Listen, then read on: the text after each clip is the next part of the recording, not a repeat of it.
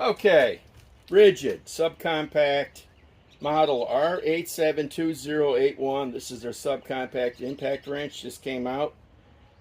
This is 1/2 inch with a 4 amp max output battery.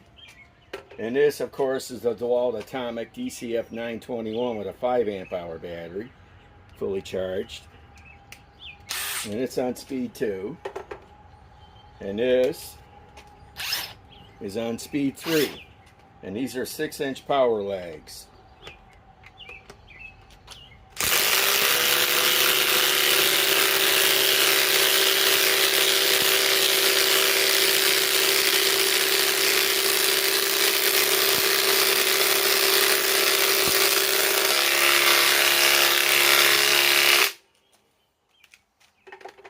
Okay, it looks like the DEWALT won that one.